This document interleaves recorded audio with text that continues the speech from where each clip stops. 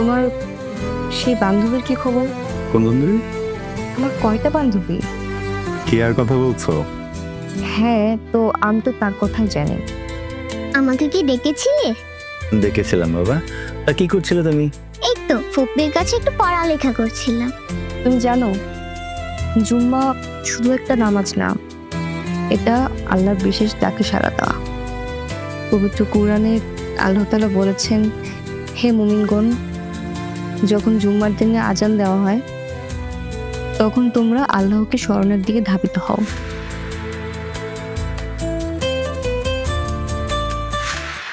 মা, এভাবে সুন্দর মতো ঘুরিয়ে দিচ্ছে না বলে তোমার ছেলেকে কি বলতে আসছো সেটা সরাসরি বলো। মা, সরাসরি বলি, আমার আরেকটা বউ আছে।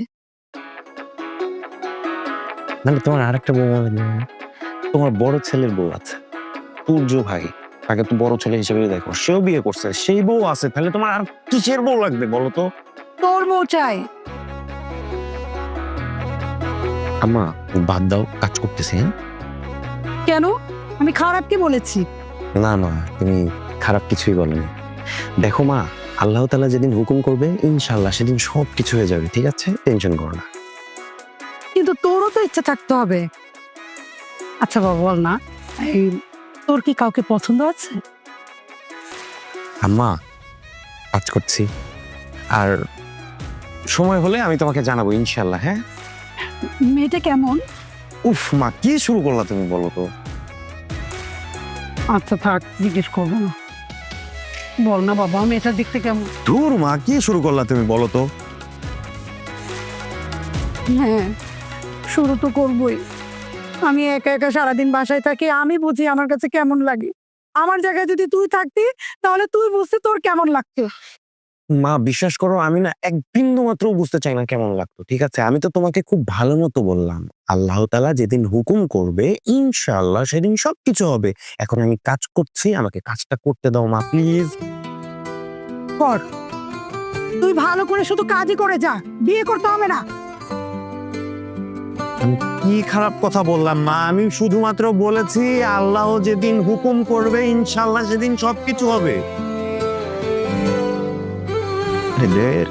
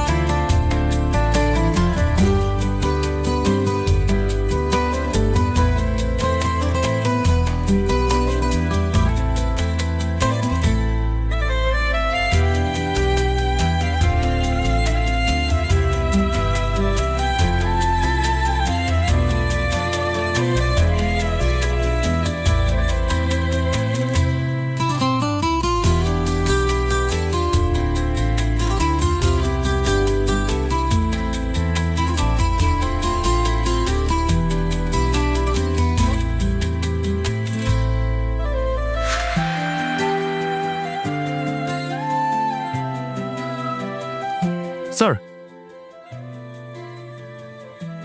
স্যার সাহেব বসুন। On duty sir. Okay sir সাহেব, দেখুন আপনি অনেক রেসপন্সিবল একজন মানুষ। Thank you sir. নিজে 100% দিয়ে কাজ করছেন, যার কারণে শুধু আমি না, আমার গোটা পরিবার আপনার প্রতি কৃতজ্ঞ। Thank you sir. ক্লাস থেকে অফিস। আচ্ছা সরি স্যার। আমি একটা জিনিস বুঝতে পারছি না, যেহেতু আপনি জানেন আমরা রিস্কে আছি, আপনি কেন ইরাকে বারবার একা ছাড়ছেন? স্যার আমি তো ছাড়তে চাই না, ম্যাডাম আমাকে সাথে নিতে চায় না স্যার। আরে সরি, মানে সাথে যদি না নিতে চান জোর করার প্রয়োজন নেই, আপনি তো লুকিয়ে ফলো করতে পারেন, রাইট? ইয়েস স্যার, প্লিজ ওসব অফিস। ও স্যার, ঠিক আছে স্যার। দেখুন চারদিকে কি অবস্থা, কি মনে হচ্ছে? সবকিছু তো ঠিকই আছে, আলহামদুলিল্লাহ, কোনো সমস্যা নেই স্যার। গ্রেট, কিন্তু আমাদের চোখ, নাক, কান সব খোলা রাখতে হবে, রাইট? ইয়েস স্যার, প্লিজ আস্তে। ও স্যার, ঠিক আছে স্যার। এরা যদি না করে টোটালি ফাইন, আপনি লুকিয়ে ওকে ফলো করবেন, ও যেন বুঝতে না পারে। Yes sir. Thank you. Thank you sir. আমি কি আপনাকে বিশ্বাস করতে পারি? Yes sir. গুড। আপনার বাবার কি অবস্থা? স্যার, আপনার বাবার কি অবস্থা? ও স্যার আলহামদুলিল্লাহ স্যার, এখন অনেক ভালো আছে স্যার। সুস্থ? জি স্যার, অনেকটা বেটার স্যার। গ্রেট।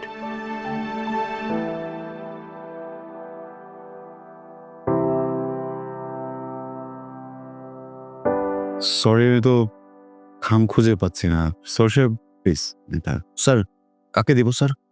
কাউকে দিতে হবে না, এটা দিয়ে আপনার বাবার জন্য কিছু ফ্রুটস কিনবে না। স্যার দেখুন, আপনি আমার ভাই, রাইট? জি স্যার। আপনার বাবা আমার চাচা, ইয়েস স্যার। উনি এরকম একটা ক্রিটিক্যাল সিচুয়েশন পার করছেন। আমার তো উচিত গিয়ে ওনার সাথে দেখা করা, কিন্তু আমার ব্যস্ততা, অফিসের প্রেশার সবকিছুই আপনি দেখেন, আমি তো যেতে পারছি না। সো আমার হয়ে আপনি কিছু ফল কিনে আপনার বাবার জন্য নিয়ে যাবেন, ওকে? Yes sir. একটু সাবধানে কিনবেন, ভুলে এমন কোনো ফল কিনে ফেলেন না যেটাতে তার ডায়াবেটিস হয়ে যায়। Yes sir. কি ব্যাপার, হঠাৎ করে আপনার টোন এত লো হয়ে গেল কিভাবে? Emotional case sir. You are unpredictable.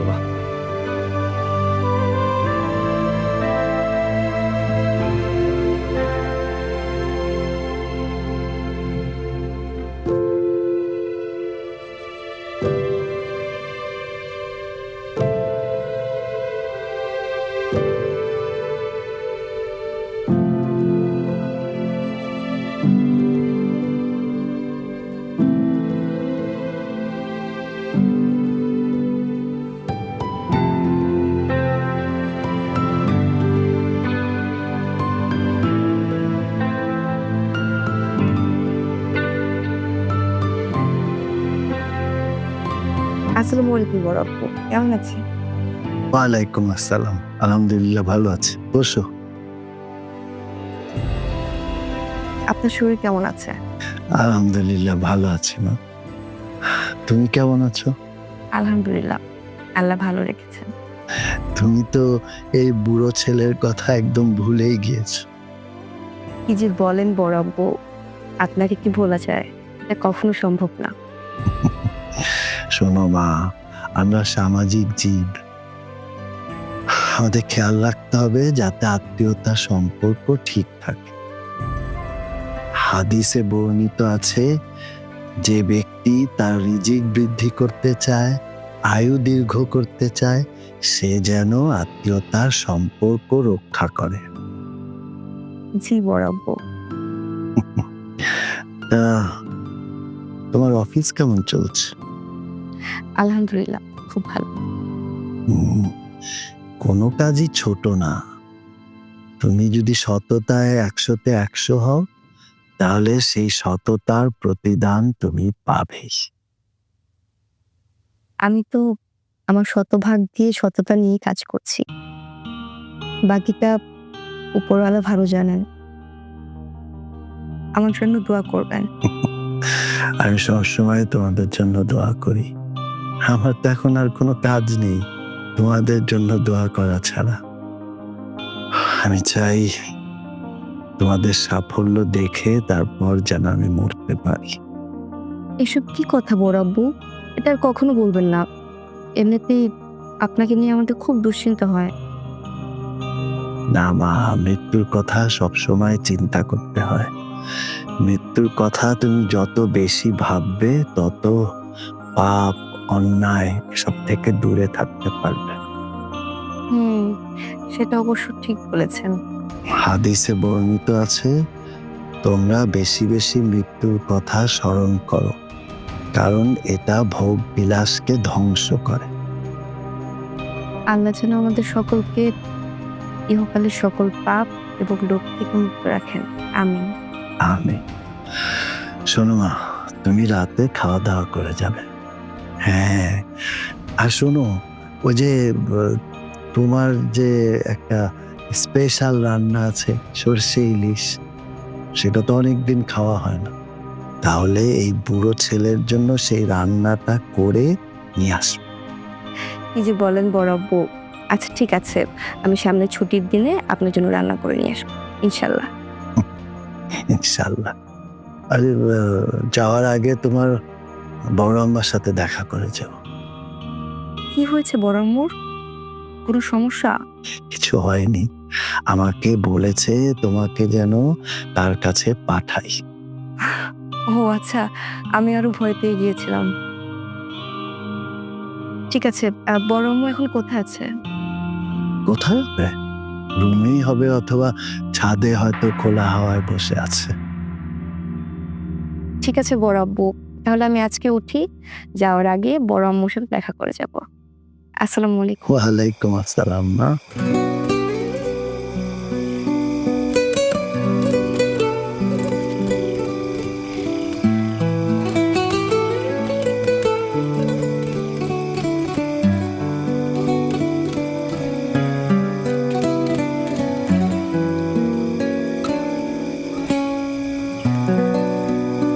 আমাদের সবকিছু কেমন যেন উলট পালট হয়ে গেল।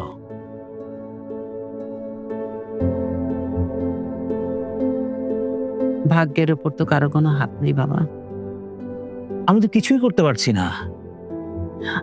তুই তো চেষ্টা করছিসই, আর আমি সবসময় তোর জন্য দোয়া করছি। আল্লাহ জানে সবসময় তোকে ভালো রাখে।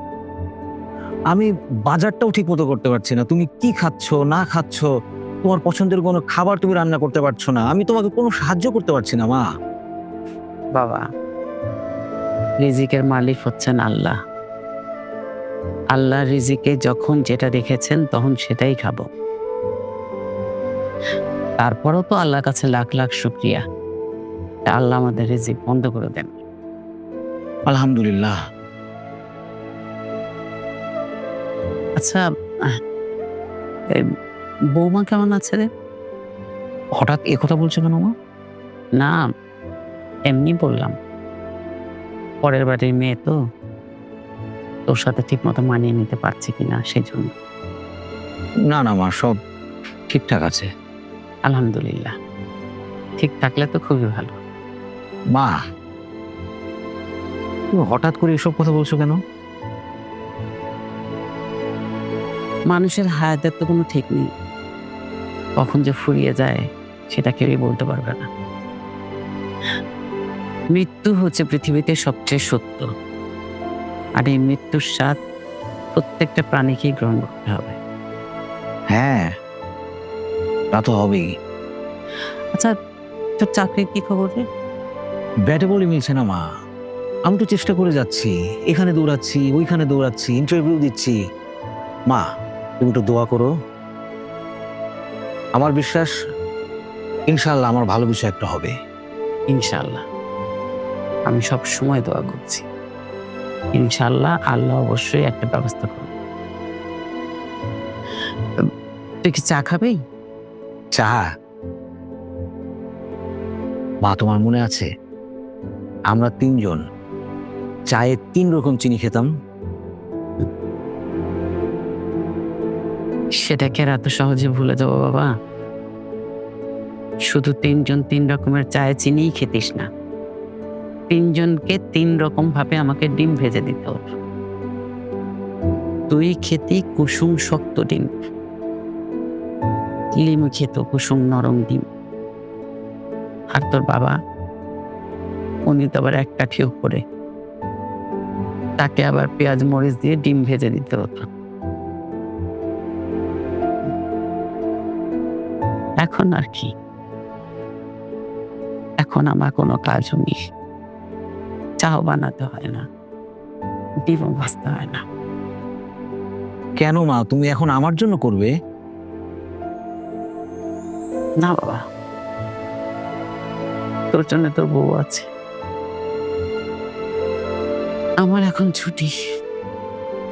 মা, মা আমি এখনো আবার তোমার সেই ছোট্ট তুর্য হয়ে থাকতে চাই। সবার সব চাও তো আল্লাহ তাআলা পূরণ করেন না। সময়ের সাথে সাথে আল্লাহ তাআলা প্রয়োজন, চাওয়া সবকিছু বদলে দেন। না না মা, মায়ের প্রয়োজন কখনো ফুরায় না, কখনো না। সারা জীবন কারো মা বেঁচে থাকে না বাবা। মা তুমি সব কি বলছো? বাদ দাও, যখন কাটটা তখন দেখা যাবে। আচ্ছা মা, আমি আজ উঠি। হ্যাঁ, আমার না কাল একটা ইন্টারভিউ আছে। মা তুমি দোয়া করো এই চাকরিটা যেন হয়। ইনশাআল্লাহ, আমি সবসময় দোয়া করি বাবা। আসি মা। এসো। আসসালামু আলাইকুম। ওয়ালাইকুম সালাম।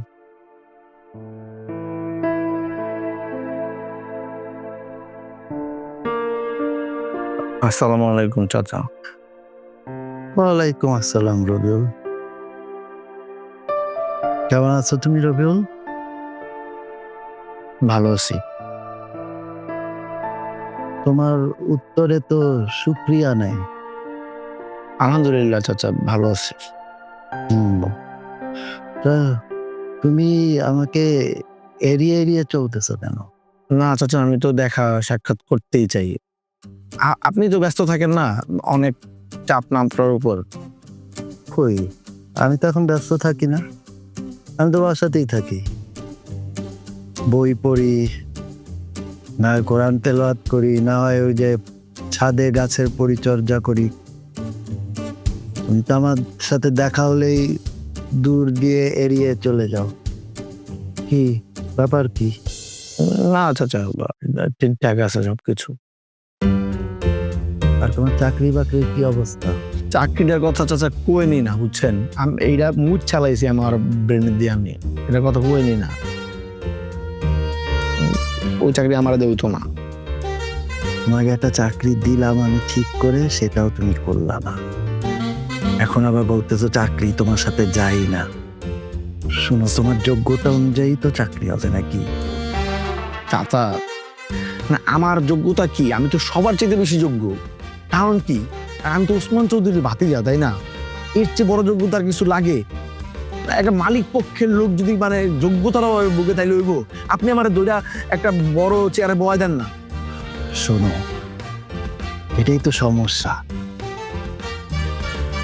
তোমাকে যদি কোথাও আমি চাকরি দেই, তুমি তো অযোগ্য, তুমি কি করবা?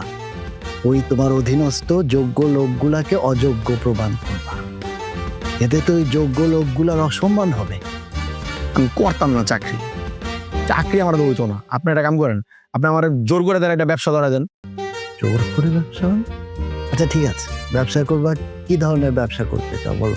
এইটাও আমি চাচা, আপনি দেখেন না কোন ব্যবসাটা আমারে ধরাই দিলে আপনি আমার দীক্ষা নির্ণয় করেন যে কোন ব্যবসাটা দিলে রাতারাতি আমি বড় লোক হয়ে যাবো।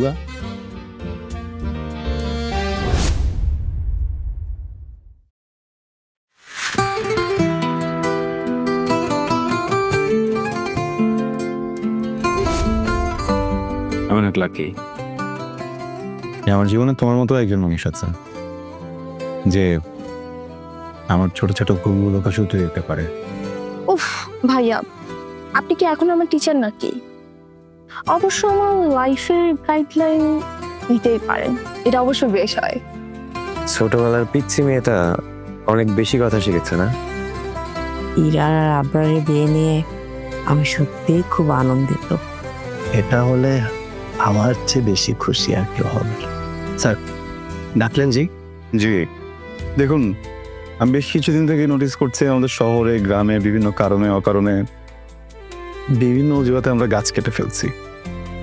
যে পরিমাণে গাছ কাটা হচ্ছে সেই পরিমাণে গাছ কিন্তু রোপণ করা হচ্ছে না। This is alarming.